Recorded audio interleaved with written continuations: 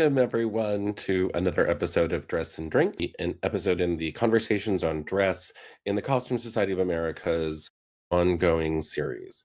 I'm Leon Wiebers. I'm the host of this. I'm a professor of costume design at Loyola Marymount University and president of Costume Society of America. I'm super excited today to welcome Nichol Gabor from the Valentine Museum in Richmond, Virginia, to the program. Nichol is a fashion historian currently working as the Nathalie L. Klaus Curator of Costume and Textiles at the Valentine Museum in Richmond, Virginia. She holds an MA in Museum Studies and Fashion History from George Washington University.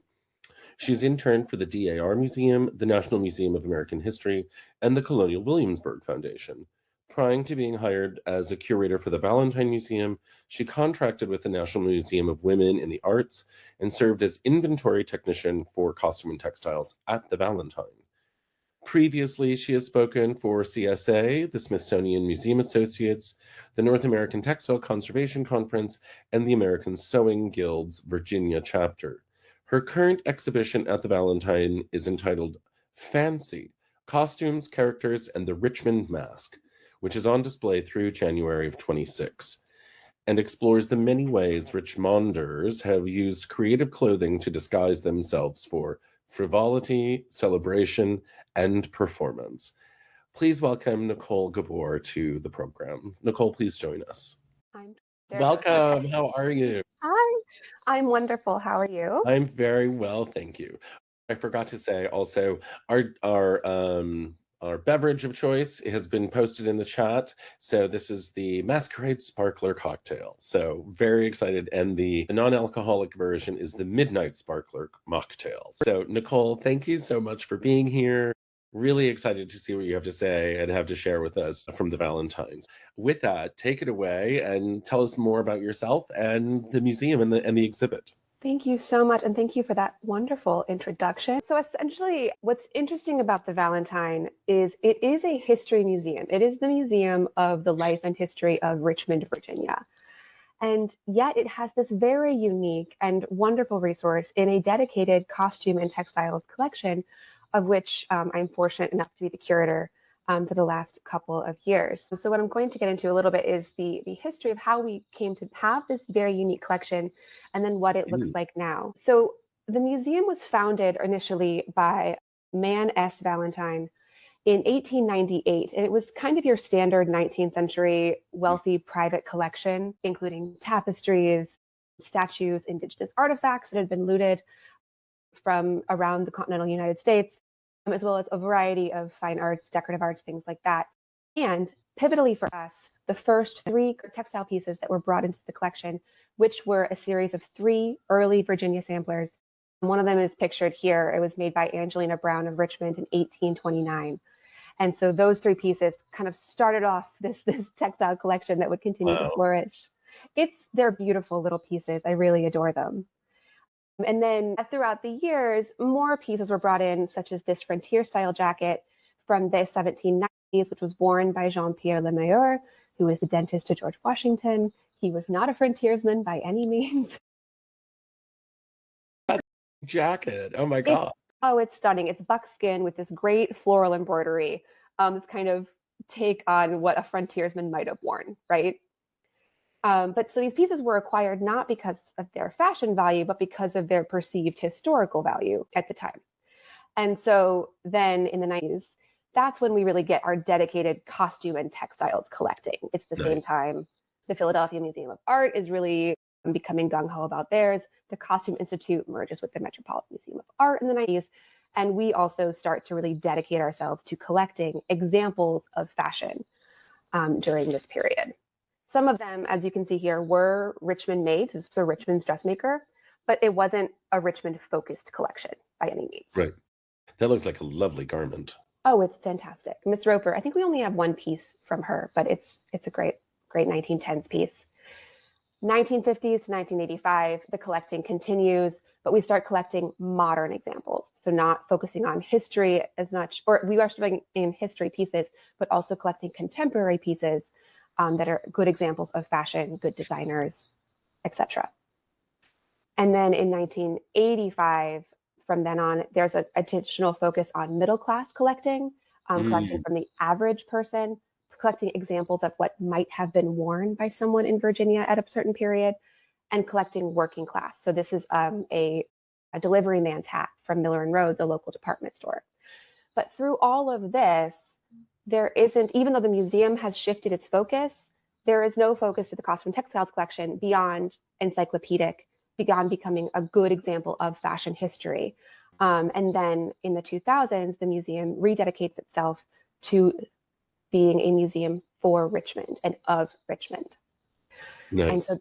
it's really wonderful because so many pieces were just languishing. The collection grew to being, and this is a rough estimate because not everything was in the database, 30,000 pieces. Wow. That's Yes. And how much of those are dress versus textiles, like quilts or coverlets or things of that nature? A good number of textiles, a good number of like quilts and coverlets, a large collection of garments. And I'll have a slide later that shows what the collection looked like previously, but there were double hanging racks of dry cleaning racks that, and just taking up the entirety of the third floor. And then, of course, that number does include buttons and handkerchiefs and smaller things that are more manageable, but are a large number. So we rededicated ourselves to telling the story of Richmond. And so we've been undergoing a refinement in the last 5 years to remove those pieces that are not part of our collecting mission. And that's where we are today. And then also doubly trying to bring in pieces that are truly reflecting the demographic of Richmond and who is in Richmond, and not the sort of white, wealthy, middle class perspective that has been historically collected by museums. So this other piece in this slide is a piece that was my first piece I brought in as a curator. And it's a drag costume made and worn by Edward Tomlin, who when performing goes by Barbara Carrington, in the 1980s. And this was the dress that they won the Miss Scandals pageant in, which was a massive Virginia drag competition in the 1980s. He beaded it himself. It's a beautiful, beautiful piece. I'm obsessed with it. Wow, that's fantastic. It's Miss Candle, I love it. Miss Scandals. And so we're trying to collect, again, a wider range of stories and bringing in new stories to the collection. Fantastic. How did you establish, or what process did you have to go through to modify your collecting mission? Because that's actually really interesting. And we've talked about it a few times on this program with different, organizations.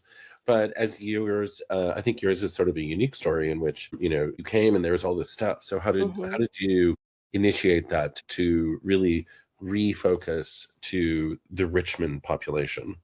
It was a huge undertaking, and it began before I was brought on. My predecessor, Kristen Stewart, really was at the helm of the costume and textiles collection during that period. I worked under her as one of the refinement technicians, so I was a part of the implementation, if not the planning. But it was a museum-wide dedication, so our collection underwent it. We were the largest at the time, so had a lot of work to do, but also our archives and our general collections underwent this process at the same time because we were undergoing a renovation of our collecting spaces and decided that in order to store things to the best ability and to the best standards, we could not be overwhelmed by things that we could not interpret or share with the public. And so there were procedures put in place, which would take a host of time to get into, but we had a grading system. So we would conduct provenance on each piece we put our hands on, put research in, and then decide, is it a Richmond story? And if not, it went out the door. Right. Wow, that's fantastic. It's really been wonderful. Deaccession is not a scary word for us. It's been an amazing, amazing boon, really. Well, And it also frees up space for you because space is sort of one of the big issues that everyone faces. Plus, it also focuses. So when you have donors who are like, hey, here's this thing, blah, blah, blah, it's not just the museum doesn't become a catch-all. We very much were Richmond's attic. I would equate us to a Goodwill for a lot. I mean, we have entire children's ensemble, like just from their entire childhood up, because people would just give us their children's clothes rather than sending it to a secondhand store. So it was a large process, but it was a very healthy one. And now we have room to bring in a different narrative as well, which is fantastic. That's great. Which turns us to, what do we have now after having refined the collection? We still do have a really wonderful example of quilts, samplers, coverlets, textiles from Richmond makers This is a wonderful sampler made in 1826 by Anne Maria Clark. It's the Lafayette sampler. So she made it when Lafayette was doing his tour of the States, his final tour, and she made it when he came to visit Richmond as a dedication. Again, that frontier jacket that I talked about earlier, we have garments from the 18th century through the modern day. We are not an encyclopedic collection anymore, but we do have a spectacular set of examples of Richmond-related garments throughout the years. We have dresses from Richmond artisans and creators. This is a piece made by a local textile artist, Kate Fitt, who worked prolifically in the 1980s in Richmond, as well as a wonderful example of Richmond retail history, not only the process of the retailers, like this uniform hat, but also, garments from the retailers throughout Richmond. And we are also now, because we made so much space and because we can have the time and resources dedicated to the objects we are dedicated to retaining, we've uncovered and are able to highlight so many wonderful stories that were already in the collection. So this is a quilt from around the 1800s that was made by enslaved individuals on a plantation in one of our counties. We interpret the Richmond region. So that's Richmond and the surrounding counties. And so we are able to keep and share this story, as well as this dress made by a local Black dressmaker, Fanny Chris Payne, a wonderful, wonderful story. She created garments for both Black and white clientele in the South during the 1900s. We have 4 pieces that we know were made by her. That's fantastic. That's really amazing. That dress looks just like gorgeous. Exquisite. There is a chapter in Black Dressmakers of America, I think is what it's called. I'm so sorry, I think that title wrong, about her, written by Kristen Stewart, that I would highly recommend checking out if you have the chance. All of the dresses are wonderful and really show what a talented dressmaker she was. There's a quote from a publication that's from, I think, Alabama, from the period, that called her the finest dressmaker regardless of color, which is very telling. That's amazing. I mean, there's so many of these stories emerging these days, which is fantastic. Mm-hmm. And then we also have this wonderful sampler, one of my favorites in the collection, from the Richmond Theater Fire in 1812. It was made by a young girl, of course, and it depicts the theater on fire in that bottom corner. She replaced the flames with trees, and then she included a script from a broadside that basically said that they had it coming because they went to the theater and not to church. It's a charming and macabre little piece, and I love it. As a costume designer, I find that delightful. Oh my gosh, that's hilarious. It's fantastic. But we also now have the room. I'm going to tell you what you need to do is you probably need to turn that into a postcard or a poster. So all of the theater people in Richmond, because there's some great theater in Richmond, will be like, yes. A sticker for a water bottle. Totally. So because we've also made space and can highlight these stories, we can bring in new stories because we have the room to care for them, which is wonderful. These are recent acquisitions that are 2 19th century bodices from a local Richmond family that a 21st century photographer used in this central image. So Billie Ann Wright is a well-known photographer. She's been displayed in the Smithsonian, in the National Portrait Gallery. I mean, just all over. She is from Richmond, and she used these bodices in her portraiture and in her photography work. And so it's great not only to have the image, but then also the pieces that she used. And then this piece is another recent acquisition that was worn by a Richmond textile artist, Kiyomi Iwata. And it's an Issey Miyake piece. And she talks about how she really started to like Miyake and enjoy his work because of his use of pleats and interesting textile treatments. And so as a textile artist, she was drawn to the way he worked with fabric. So it's wonderful for us to have this artist relation with that, but then also she's a Richmonder. She emigrated to Richmond from Japan. It's a great story to be able to include in our collection. And the story plus the garment itself. I mean, Miyake is one of my favorite designers. So it's really fantastic to see that work. I know it's wonderful to be able to bring in work from such wonderful artists on both ends. Exactly. And so that brings us to the new spaces of the museum, which we are actively repopulating. I was working on it earlier today. This is what the collection used to look like. It was overwhelming. There were boxes stacked to the ceiling, and these are the double dry cleaning racks that I talked about. Wow.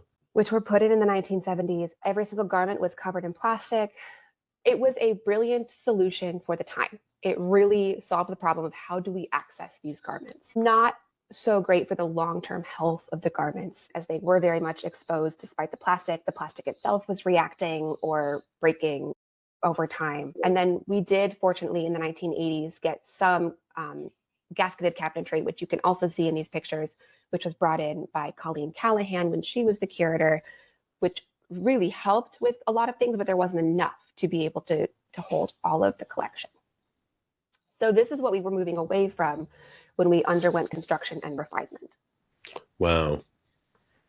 So was the museum added on to? Tell us a little bit about the construction. Was it about more exhibition space or updating the museum? What do you mean by construction and The refinement? construction was all purely backstage. It was all backstage. So this construction project was purely the collection spaces, so the top 2 floors of the museum. And so we did renovate this existing space, and then we added a small addition onto our existing loading dock, which only went to the first floor. So we added 2 floors above that, which gave us a little bit more space. And we do have an offsite warehouse that we utilize as well. And these are our new spaces.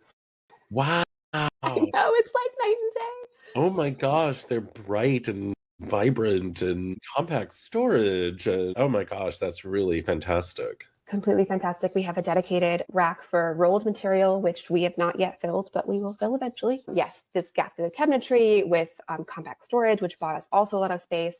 This is that main collecting space that I showed you previously that's also in this picture. And in here are drawers at the bottom and then hanging racks at the top. So those garments that can healthily hang, that can remain hanging, can continue to do so. And that's what's depicted here in this other photograph. And then garments that need to go flat get wrapped in those little muslin bundles and put in the drawers. It's an amazing and clean process. It's amazing. I love seeing them build up. These cabinets are what we had previously. Again, a wonderful, wonderful addition. And then the ones on the right are our new cabinets. We have hats. This is in our annex space. So there's these cabinets in our annex space are shelves at the top and then drawers at the bottom. And these are dedicated for our shoes and hats and lovely accessories. And so because we know we are keeping these pieces, we are able to invest in the long-term storage of them, and we can take time and resources and capital investing in mount making. So the hats are all getting custom mounts built to their needs and their shapes, and they are beautiful 3-dimensional sculptures that our assistant registrar, Leslie Straub, has been working diligently on. That's fantastic. The 3-dimensional problem solving is amazing and not something that is my forte. So I'm so blessed to have someone who, it is sculpture. Sculpture. Oops, I went too far. Oh no, go back. And then these are our shoe mounts. This is our technician, Rachel Ward, who is working on a shoe mount. They all get given these individualized blue board and backing rod little homes so that they can safely live in the drawers long term. And then we mentioned that I have an exhibition currently on display. And so I'm going to pivot for a moment, or for the rest of the presentation, and discuss this exhibition. This is our first costume and textiles exhibition since 2020. Oh, wow. Because of the renovation and the construction. COVID, renovation, construction, it all adds up and took a lot of time. But what's wonderful is because we've been doing this work, so much of it is in the database now, not all of it, but we're working on it. It's so much easier to find things. We know where things are. We know which stories genuinely are a Richmond story, so we can interpret them properly. It's a gift for sure. So I have a question. When, in the midst of this process of the construction, the renovation, you had to move things and then move them back and all of that sort of stuff. Did you suddenly find things that we were like, wait, these play together. We didn't know this existed before. Here's all of this stuff over there. I have friends in other collections who, a dear friend of mine, they received a gift from a donor and they built a building for their offsite collection as well as a research center. And in that process of moving things from the attic and underneath the stairs and in this historic house and, hither and yon, they were able to put all like things together. And they were like, look, we have all of these X, Y, and Z things. Let's do an exhibit on that. Did you have similar revelations as you were in this process? You're so good at the segue. That's where this exhibition was born out of. I had no idea the amount of costume pieces we had in the collection. So like fancy dress or performance costume or whatever it might be. And so when I was starting my first exhibition, I was just going through the database. We use Proficio rediscovery software and just seeing what there was that was, catching my eye. And I just kept seeing worn to a fancy dress event, worn to a fancy dress event. And I started building, a collection and realized that it could be an exhibit. Beyond that, I mean, we have found one-offs where it's a jacket or a belt or something that is a collection or a gift that came in 20 years after the first piece, and you realize those go together. Because sometimes people would bring things and then realize, oh, forgot to give them the shirt that went under it. Right. So those two things are being reunited, thankfully. But this exhibition is, as I said, entitled Fancy, Costumes, Characters, and the Richmond Masque. And it is looking at the many, many, many different ways that Richmonders have played dress up over the years. And so we did this initially by splitting it up into 4 different categories. So the first section of the exhibition is looking at those festivals and community rituals that occurred in Richmond historically and up to the modern day, because it's just so fascinating the way that costume is democratizing, because you're all putting on a silly costume together. You're not wearing, you all have personal style, but it removes a lot of those markers and builds that community. I know who is that actually a Pac-Man costume? It actually is a Pac-Man costume. We have a 10K in Richmond every year, and there is a dress-up portion.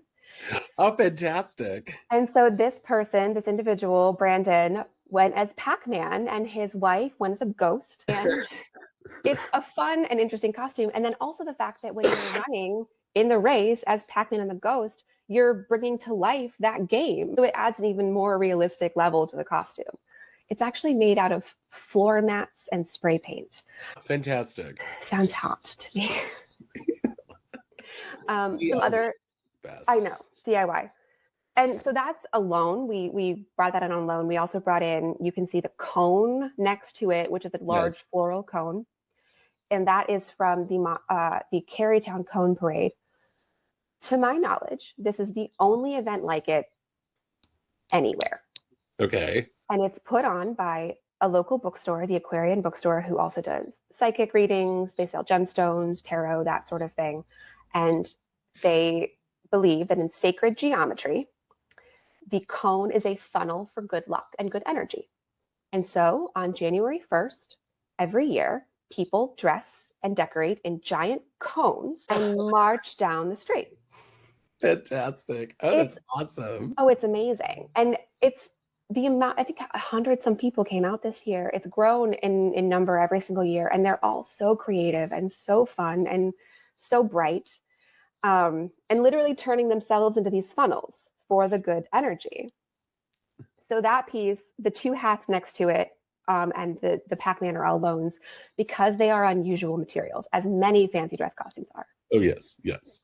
And I mean, that cone, the flowers were literally falling off of it as we brought into the museum. There's no way for us to care for these things long term, but are essential for telling the story. Yes, exactly. And they're made not to last. They're made for that event, and that's it. Make it look good for the pictures. Exactly. Another highlight from this section we talked about Halloween in this section, because obviously that's probably the most familiar fancy dress event that we experience in the modern day. And so I ended up having, you talked about, do you find random connections? We had this little boy's cowboy costume, the little black leather one. We had a photograph of a little boy in costume from the 1970s in cowboy costume. And then at the same time, I brought in this piece from a local artist and designer, John Coupe, who went as a cow person for Halloween. And so and he went 2023, I think. And so there's this decade span of these people dressing as the cowboy. And so it's just this kind of all-weather perpetual like design motif that kept getting returned to and played with and used in a different way. John not only was wearing the markers of the cowboy with chaps and the vest and the leather, but then also using this abstract black and white pattern, which calls to mind the actual pattern of a cow, right? Yes. And they talk extensively about how they're a black man and talking about how people of color were the first cowboys originally. He also uses he, she, they pronouns. So talking about the gender dynamic of the cowboy, cowgirl, cowperson idea was essential for him. And all of these things were wrapped up in their Halloween costume, which is just a fantastic play on this age-old Americana motif that we associate purely with masculinity. Yes, and I love the chain fringe. Oh, the chain fringe is wonderful. The chain fringe. And also, let me just say, so it also has a great disco vibe to it. Yes, it does. And they looked fantastic in it as well. This was made by a local Richmond designer, Alyssa Rumford, who also worked on the design for an Apocene, which was based out of New York, and they've opened up a house in Richmond. Nice. The second section was looking at politics and the way that fancy dress, which is a historically frivolous, temporal kind of idea, has also been used in protest and in social justice movements to draw attention to particular causes or personal beliefs or things that you're trying to draw attention to.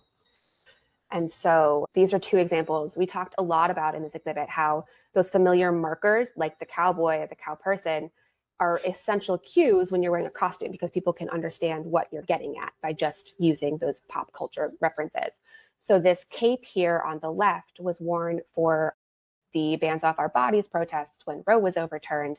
This is the Virginia state flag that was turned into a cape. So this protester, is aligning themselves with the superhero imagery, with this fight for justice imagery, by adopting a cape. And then I also love, she modified the motto of Virginia on the flag from Sic Semper Tyrannis to Sic Semper this bullshit. So then adding in even additional layers as you watch and see and absorb this imagery. And then the piece on the right was worn during the 2020 George Floyd protests in front of the Lee Monument by a member of the Brown Ballerinas for Change. And so they are a group of young women of color who are ballerinas who are drawing attention to not only the larger injustice by dressing all in black and wearing the colors of mourning, but also the injustice of being ballerinas and young Black women in a field that isn't always accommodating to Black bodies or Black people. And so they started a local nonprofit where they are dedicated to trying to expand the view of ballet. So again, talking about how these little costume pieces, these seemingly frivolous ideas, can really make someone stop and look and pay attention when you're trying to send a political message. It's one of my favorite sections. That's really wonderful. And then the next section looks at a less... I have a question, because yes. I'd like you to go back one slide, because I have one question. Talk about the giant skull in this image, yes, because that feels like a bread and puppet kind of protest piece. Yes, so this was made and used by a local social justice theater group called the All Saints Theater, and they also host a Halloween parade every year, and it's called the All Saints Theater Parade, and it is always a funeral for something. So it draws into mind those like a Mardi Gras funeral or a jazz funeral or a Day of the Dead celebration by using these giant skull puppets, which are held up by people with these large sticks and large posts. And the funeral is always for something. So it's for the Supreme Court. It's for climate change. It's a funeral for, this was used as a funeral for the patriarchy. This is their matriarch puppet. And so using these giant puppets, this theatricality, Halloween, the costumed festival, to draw attention to and raise funds for different causes. That's fantastic. Thank you.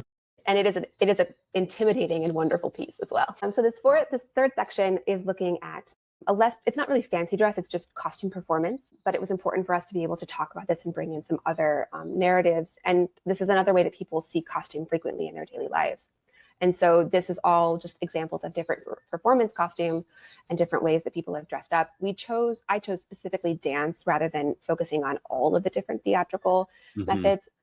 largely because with dance, you are usually not using spoken or sung word, and you are relying primarily on costume, with, of course, the music, to share information to the audience, to communicate a character and communicate an idea. And so this central piece is the Snow Queen from the Richmond Ballet, which they perform every single year. And so we brought that on loan from them. And it is probably the most popular piece in the exhibit, the most eye-catching that people tend to be drawn to. And a lot of that is just because people remember going to the Nutcracker every year, or it is a holiday tradition.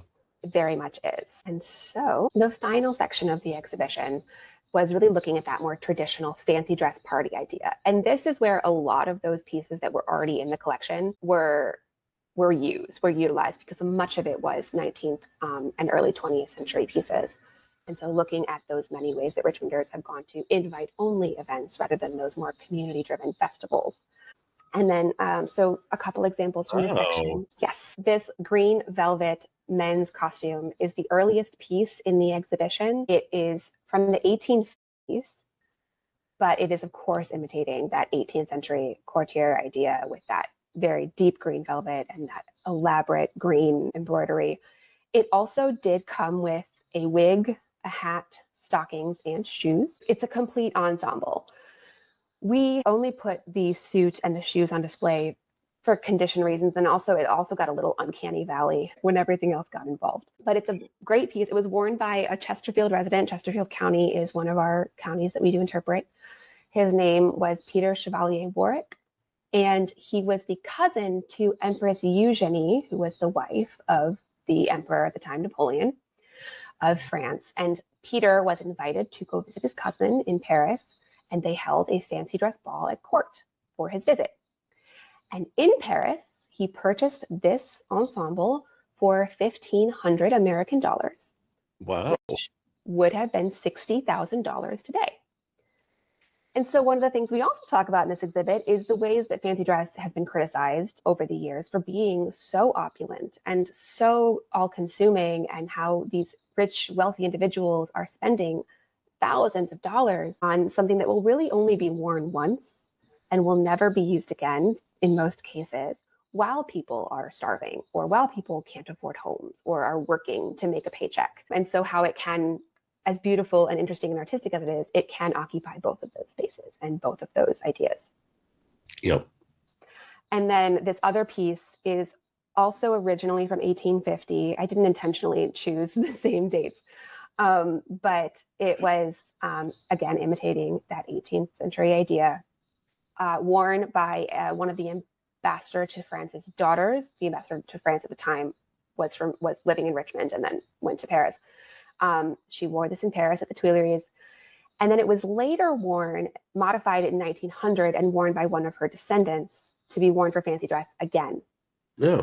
And so this dress has had multiple lives over the years, and you can see the modifications when you look at it up close. But it's a stunning piece, and the pearls are original to it.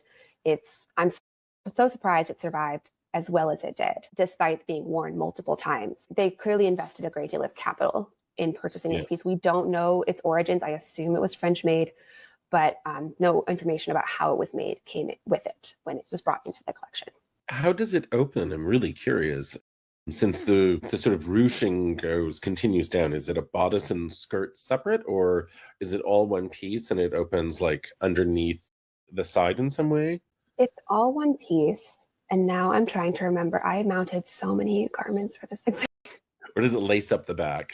I think it's up the back. If I'm remembering correctly, it is up the back, which it is up the back because I remember the fear with trying to get it over the mannequin with that pearl fringe, because it is a dress in a petticoat, so in the 18th century style. And so the dress itself, those pearls are just hanging loose, and trying to put it on over the mannequin from the back and ensuring those pearls stayed safe and didn't catch and didn't break, because they're a very thin glass. Yeah. Terrifying. So yes, the challenges of mounting always. And we make all of our mannequins in-house, as many museums do, or modify mannequins we have on hand. It was a couple-month process. There's a little over 30 mannequins in the exhibition, where all other work stops, as many people are familiar with, and you just mount mannequins. are dealing with mannequins. I'm going to go back just for a second to talk about these two newspaper pieces, which you can see in the far right of this picture. Mm-hmm. Because I just love this story. The jacket, the men's jacket, it was from 1970s. We brought it into the collection in 2001. It was worn by the owner of the Richmond Times-Dispatch, the newspaper, and it is printed with the front page of the Richmond Times-Dispatch in repeat. And we brought it in 2001 with a photograph of him wearing it to a costume party in the 1970s. And I kid you not, this year, as I'm working on this exhibition, his daughter brings us that dress that goes with it and a photograph of her mother and father wearing it in 1948. Wow, that's fantastic. It's an amazing story. So this is just kind of a call to action. There's always something out there. I will never not believe that I can find the pair or the piece or whatever it may be, because that came to us by pure magic, and we learned so much more about the objects in doing so.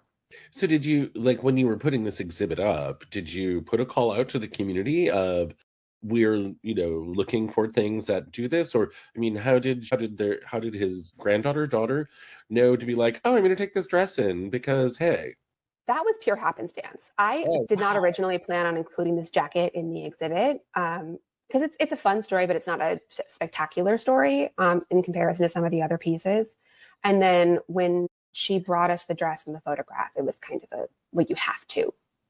Yeah, it just wrapped it all up. Yeah. Other than that, I had a wish list personally of things that I wanted or a type that I wanted. And so I would reach out to people who I thought could help fill that gap. So I was reaching out to local artisans, designers, different theatrical groups, and just doing my own personal research of what have we not collected, like what could be a festival that we could use. That's how the cone parade happened. That's how some of the other hats and pieces happened, was just knowing those festivals went on and wanting to be able to represent them. Cool. Excellent. Thank you. Thank you, Nicole. This was fantastic. Okay, so we have several questions in the chat, and if you have any other questions, please share them now. So first of all, what did you do with the items that you decided to take out of the collection that you deaccessioned? It's a great question, and I'm so glad. I had a slide in here about it, and I just ran out of time. But for the costume and textiles collection, because we had such an encyclopedic collection and so many wonderful, wonderful fashion history pieces, we didn't want to just send them to auction. Our first priority is always to give them to another museum if possible. And so a few things happened. We created a partnership with Louisiana State University, who had a small fashion collection and was looking to grow their study collection. And so they get first right of refusal for most of our pieces that we deem of historic fashion value. And so if they want it, they get it. It exists in their collection as the Valentine Museum collection as well. So our name continues to be attached to it, even though we are no longer stewards of it. It is fully theirs to do with as they please. And they've already displayed it. Michael sends me pictures of the pieces on display, and they're pieces that are beautiful, but we never could have shown, and they would have just languished in our storage. Right.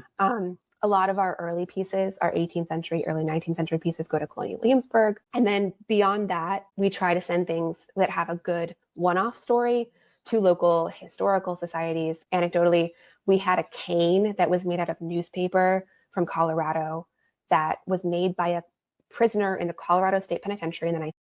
No Richmond story. He was sending them to places to earn money to fund his appeal. And we had the letter with his prisoner number on it and his explanation. No Richmond story. It is back at Colorado State History Museum. So it's things like that where there aren't large collections going, but if we have a really strong narrative and it has a place to go, we try to send it back to where it belongs. After that, we do send things to auction, and all of those funds, of course, go into our restricted collections fund. Nice. How did you develop the relationship with the university? I mean, you're different parts of the country, things of that nature. And so that's a great way, because there are so many universities that are often looking for objects to go into their study collection, and they don't have the funds to either acquire them, number one, or the space to hold them.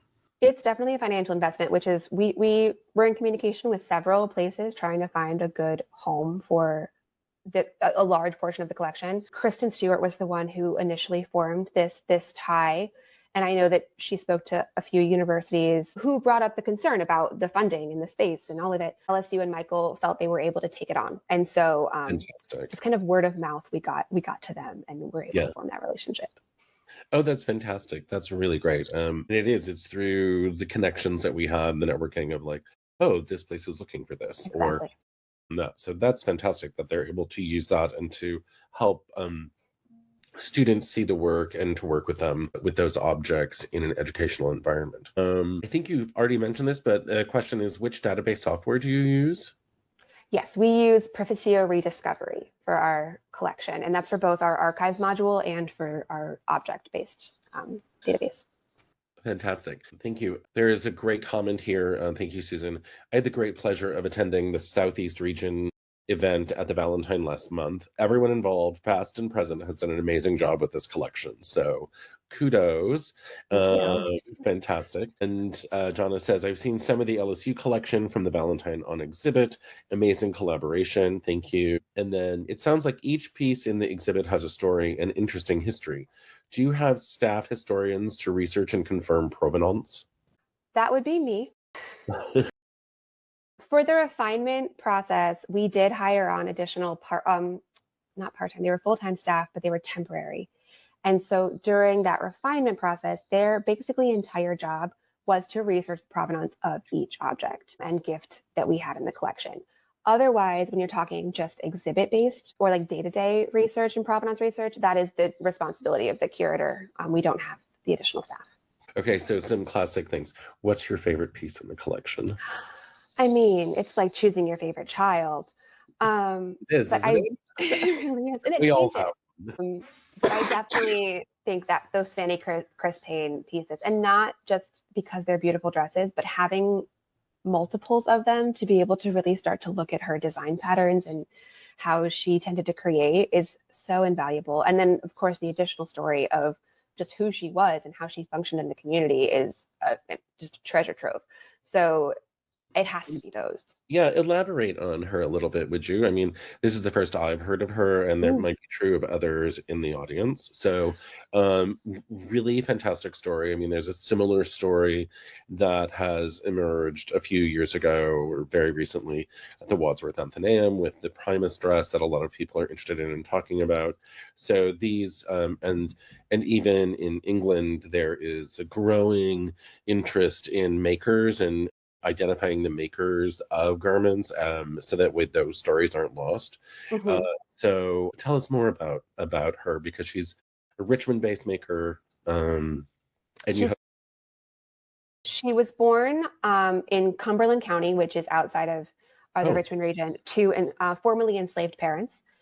And we believe, based off Christian's research, that she probably learned to sew from her mother. And then she made her way through. We don't have a lot of documentation about her early life, to my knowledge, but we do know that in the late 1890s, early 1900s, she began working in Richmond, making garments, making dresses. She worked out of her home, out of Lee Street in Richmond, which is in Jackson Ward. This street was called Quality Row, and it was sort of the Harlem of the South. So this was where a lot of Black entrepreneurs, the wealthiest of the Black community, were residing along this Quality Row area in Jackson Ward. She was an active person in her community, and we know that she donated to like the local hospital and to other philanthropic organizations. The 4 dresses that we have all came from white families. So that is how we know that she designed for both Black and white clientele, because we also know she was designing for her own community. But those pieces were not collected by the Valentine because of her. They were collected because of the families they came from. And she, as many dressmakers were beginning to do at the time, had her waist tape with her last name, Payne, stitched into the garments, which is how we were able to connect them. She eventually did make enough to move up to Harlem in New York. So that happened in the 1920s, I believe, or 19s. And from there, we kind of lose her. We know she continued to live and work there. She never came back to Richmond, but we don't have any pieces or any documentation that I am aware of from her time up in New York. Wow. And of the 4 dresses that you have, are any of them I don't know what the exact term for this is, like if it's a convertible dress, but it's the, you have the day bodice and the evening bodice with the matching skirt. Do you have any like of that sort of thing in her, in the four dresses of hers that you have? No, we only have the one bodice, one skirt ratio. There, this is not perhaps actually, we don't have enough information or examples to know anything. All four are white, which is, I Oh, feel they're every single one of them is a white dress. That one's wool with a lace mm, applique. The other one is a silk satin. One is all lace, and then the third one is more of a, I think it's a chiffon. That one's been heavily altered since its mm, mm, origins, and so it's harder mhm. to know forensically what its deal originally was. Right. Do you have any, enslaved garments? I mean, those are so rare and interesting, but given your positionality in the South and in Richmond, I'm curious about the the collection that you have around enslaved objects. To my knowledge, we do not have any garments worn by enslaved people. We have the quilt. We have a couple quilts actually, and some pieces that were said to have been used by, not worn by. We did have a ensemble that was a mismatched bodice, skirt, and bonnet that was worn by a formerly enslaved woman. She continued to be enslaved by this family and then was freed, of course, in the 1860s. But it was from Alexandria, and we don't interpret Alexandria. So we transferred that up to the Alexandria Black History Museum. And so her story is now up there. Oh, Um, cool. That's amazing. it's wonderful, and there was a huge narrative in the file that I can't recall now. We sent that a couple years ago, so that's another example of trying to send these stories to where they can really, really be interpreted. We would have loved to have kept that story, but could never have used it. Right. I mean, so what is the new mission? I mean, is It it, is to interpret and share the life and history of Richmond. So Richmond, and then we interpret Richmond as the Richmond region. right. It's a very simple and concise thing. And It makes it how are you actively, I mean, how are you collecting donations? Are you acquiring things through auction? Like, is it, what is your, if there are people out there in the world who have things that are related to Richmond, should they contact you? And what are you looking for? Well, the good news is because we have outlined these collecting parameters so firmly, it makes it very easy for us to assess whether or not we want to bring something in. Mm-hmm. So primarily, we can only take things from Richmond and the 6 surrounding counties, which is a hard stop for many requests. And beyond that, we are looking to not bring in duplicative material. So if it is a story or a type of story that we already have, we're really looking for those new pieces worn by people of color throughout history, queer individuals throughout history, other individualized, unique narratives that we don't currently have in the collection. Most of what we do is donation based. I'm Mm-hmm. still in the midst of refinement. We've got about a third of the collection to go. So I'm not actively collecting at the moment. If people offer it, I analyze. Some things are auctioned, but that's really case by case. It's if something comes up that looks of interest to us. But fortunately, because we've deaccessioned so much, we have the funds to acquire those interesting pieces when they do come up. Oh, fantastic. So how much did you deaccession? 2/3 of the collection. Wow. So we Wow. have approximately, I'd say by the end, we'll have a little over 10,000 pieces still in the collection. Wow. So you actually also you've given yourself room to grow for years. And that Um, was also part of the intent, was to be able, I think our director says 20 years growth, and then we'll have to reevaluate space. So you're like, at that time, it may not be my problem. Yes. Perhaps not. So what, so then again, so what kinds of things out there are you're not actively, but what are you keeping your eyes open for? We don't have any historic garments from the Black community in Richmond prior to 1950, I want to say, Oh, wow. conservatively. Um, and so I would love to be able to include that narrative because I know there were fashionable Black Richmonders. We know it. Quality Row was 2 blocks from our museum, but we just don't have the resources. I know when Kristen was doing her 1920 show, she did a 1920 show in 2020, and she did put a call out in the hopes that someone would have something in their closet, but nothing arose. But I hold out hope, like that newspaper dress appeared. I feel like other pieces will appear as well. Otherwise, I just really love seeing Richmond designers. So I'm always actively looking for those new artists, those old artists who have designed in Richmond. Richmond is a very artsy town. It is. We have the VCU Fashion School centered in our city. And so it's always nice to be able to lift up those local creators as well. So there's an interesting thing that I have come across because I'm doing research for a book and some other publications. And I was recently in San Antonio and was went to the San Antonio African American Community Archive and Museum. It's a very long name, SACAM, or SACAM. And they're fairly organization, and they're sort of housed at the Whitty Museum at the moment. But I met with one of the curators, and she brought out this really fantastic airbrush t-shirt. Once she showed me this airbrush, we talked about it over Zoom, but when she showed me this airbrush t-shirt, it really struck me. I was like, oh my gosh, of course. I live in LA. I've seen those all over the street. And so it sort of jarred something in my thought process about these t-shirts really began in the late 80s and had a height in the 90s and came through today. And there's a fairly recent book called Shirt Kings out about this kind of movement. And it's clearly streetwear. And in recently, like, the Kardashians wore it for an event. You're nodding your head as in this thing. So these are all things that I was like, oh my gosh, I'm now putting context to these objects that I've seen out on the street. And primarily they're used to commemorate either important events in a person's life, like a major birthday, as well as funereal or honorific moments and other things like that. But the airbrushing is so beautiful. It is absolutely amazing. So I don't know if that is all. So that's a sort of a long-winded intro to my question, which is, uh, does this similar garment culturally exist in Richmond? I haven't seen it. If it does, that's not to say it doesn't. I'm not familiar with it as a cultural thing in Richmond specifically. So what I understand in my initial, it starts in the Black community, I believe in Queens, but then it Hmm. spreads to other cities and to other communities, predominantly in the Latinx and the Black community. So yeah, so I would say keep your It's, eyes out, yeah, I'm gonna go exploring. because it's really interesting. And the quality of the painting on this, they're essentially moving works of art in a really, but they also have an interesting kitsch factor to them, but also a memorial factor. So Sure. there's some layers to these objects, which is really interesting. I love a layered story and a layered garment. I Yeah. love a thing that can tell multiple stories at once.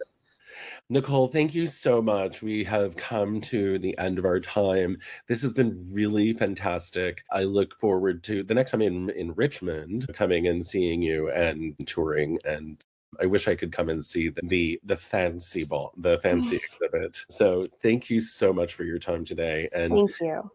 yes, it's really wonderful. And continue the great work. That's really fantastic.